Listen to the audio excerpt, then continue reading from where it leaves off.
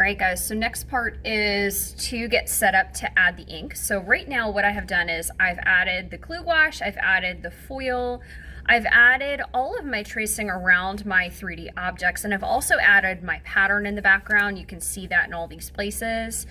I want you to look really quickly before I get started on adding the ink and weighting and rubbing it off, and look at about how much I have added in terms of patterning, okay? This is important because remember, the ink is gonna stick in all of these little indentations. If you add 2 indentations, nothing really exciting is really gonna happen. I have my workspace covered, and I have this little container here of what's called India ink. Okay, now when I made these containers of India ink for you all, I taped them shut. And so when I taped them shut, what happens is it's very hard to open them, okay? So I struggled with opening mine because it's taped shut.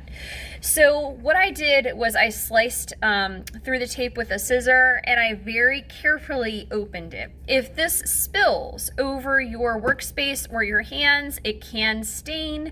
So please, please, please put down newspaper. I would open this over a sink if you can.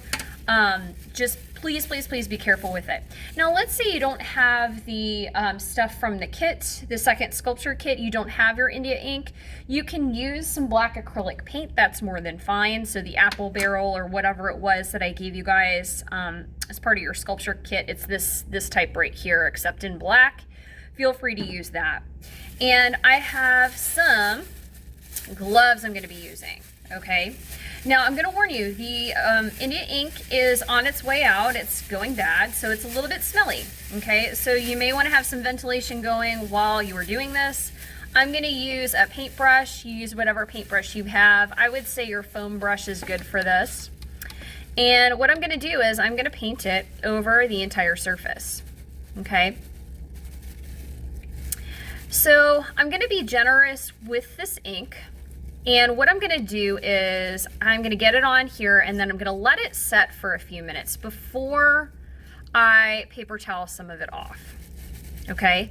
Now, oftentimes students will report at this point in time that their ink is repelled by the aluminum foil a little bit, so just do the best that you can with coating this.